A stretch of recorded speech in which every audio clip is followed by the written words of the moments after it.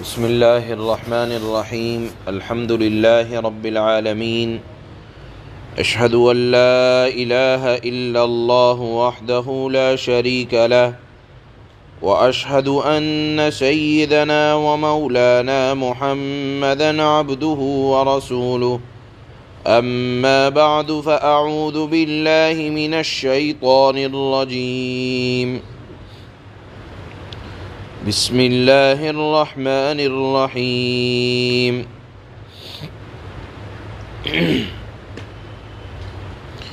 ومن الناس من يشتري لهو الحديث ليضل عن سبيل الله بغير علم ويتخذها هزوا أولئك لهم عذاب مهين وإذا تتلى عليه آياتنا ولى مستكبرا كأن لم يسمعها كأن في أذنيه وقرا فبشره بعذاب أليم إن الذين آمنوا وعملوا الصالحات لهم جنات النعيم خالدين فيها وعد الله حقا وهو العزيز الحكيم۔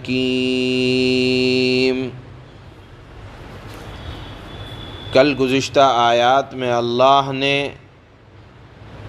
نیک اور نیک بختوں کا ذکر فرمایا تھا کہ جو اللہ کی کتاب سے ہدایت پاتے ہیں اور اسے پڑھ کر یا سن کر انہیں فائدہ پہنچتا ہے۔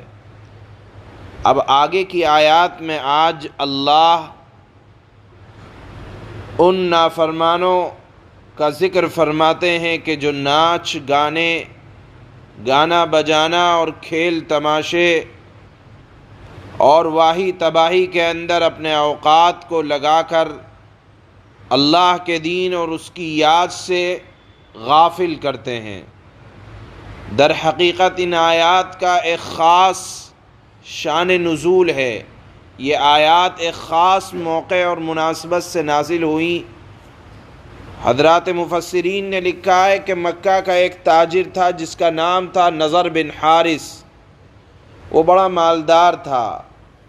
وہ تجارتی سفر کیا کرتا تھا، چنانچہ وہ سفر کے ارادے سے مکہ مکرمہ سے چلتا اور فارس و یونان جاتا اور وہاں کے لوگوں کے حالات دریافت کرتا۔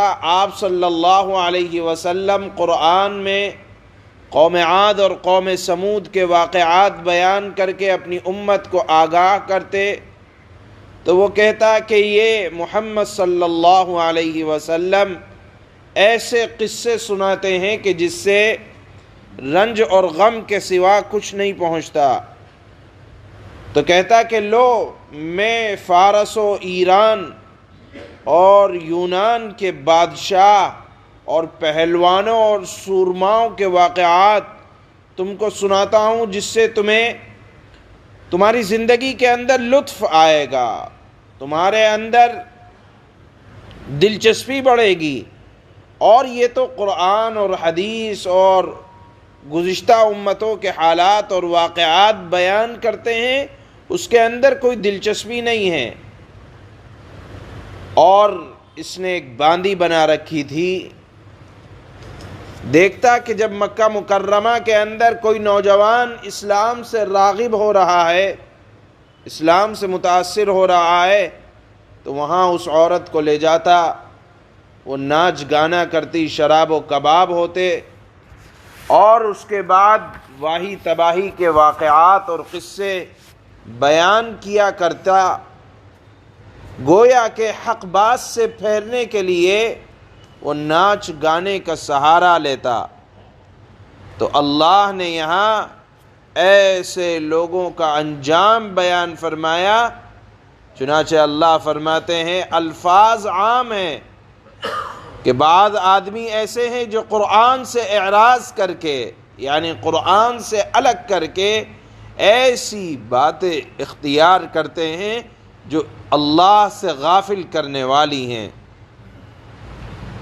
یہاں لہو الحدیث اللہ نے فرمایا، یعنی موسیقی، گانا بجانا، بیہودہ فضول جھوٹے قصے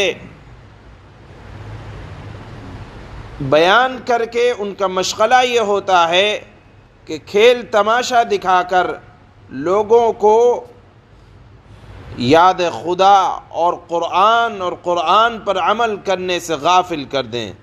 اللہ فرماتے ہیں کہ ایسے لوگوں کے حالات جو اللہ کی یاد سے غافل کرتے ہیں ان کے لیے انجام بہت برا ہونے والا ہے، اور اہانت آمیز ان کے لیے اللہ کے ہاں انجام ہے کہ جو جس عذاب سے ان کی توہین بھی ہوگی۔ اللہ نے ایسے لوگوں کے لیے ان آیات میں انجام بیان فرمایا ہے، اور پھر فرمایا کہ اہل کفر کے مقابلے میں اللہ کے نیک بندے بھی ہیں، ان کا انجام بہترین ہونے والا ہے، اور وہ اس انجام میں ہمیشہ ہمیشہ رہیں گے۔ تو گویا کہ آج کی آیات میں اللہ نے ان لوگوں کا انجام بیان فرمایا جو غنا، موسیقی اور بیہودہ اور جھوٹے قصے سنا کر یا سن کر اپنے اوقات کو ضائع کرتے ہیں۔ اللہ نے ایسے لوگوں کے بارے میں بیان کیا کہ ان کا انجام بہت برا ہونے والا ہے، اور ان کے لیے دکھ دینے والا اور توہین کرنے والا عذاب ہے۔ چنانچہ اللہ فرماتے ہیں وَمِنَ النَّاسِ مَن يَشْتَرِي لَهْوَ الْحَدِيثِ لِيُضِلَّ عَن سَبِيلِ اللَّهِ بِغَيْرِ عِلْمٍ وَيَتَّخِذَهَا هُزُوًا أُولَئِكَ لَهُمْ عَذَابٌ مُّهِينٌ۔ اور کچھ لوگ وہ ہیں جو اللہ سے غافل کرنے والی باتوں کو خریدار بنتے ہیں۔ ہم نے بتایا کہ نضر بن حارث ایران سے کتابیں جھوٹی خرید کر لاتا جس کے اندر جھوٹے واقعات ہوتے، اور اس کو قرآن کے مقابلے میں پیش کرتا۔ اللہ فرماتے ہیں کہ کچھ لوگ وہ ہیں جو اللہ سے غافل کرنے والی باتوں کے خریدار بنتے ہیں تاکہ ان کے ذریعے لوگوں کو بے سمجھے بوجھے اللہ کے راستے سے بھٹکائیں اور اس کا مذاق اڑائیں۔ ان لوگوں کو وہ عذاب ہوگا جو عذاب ذلیل کر کے رکھ دے گا۔ وَإِذَا تُتْلَى عَلَيْهِ آيَاتُنَا وَلَّى مُسْتَكْبِرًا كَأَن لَّمْ يَسْمَعْهَا كَأَنَّ فِي أُذُنَيْهِ وَقْرًا فَبَشِّرْهُ بِعَذَابٍ أَلِيمٍ۔ اور جب ایسے شخص کے سامنے ہماری آیتیں پڑھ کر سنائی جاتی ہیں تو وہ پورے تکبر کے ساتھ منہ موڑ لیتا ہے جیسے اس نے سنا ہی نہ ہو، گویا اس کے دونوں کانوں میں بہرا پن ہے۔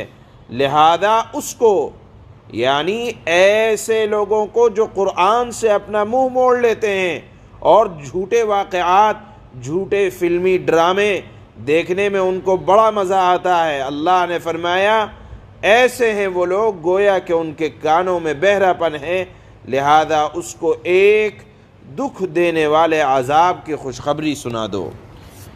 ان الذين آمنوا وعملوا الصالحات لهم جنات النعيم خالدين فيها وعد الله حقا وهو العزيز الحكيم۔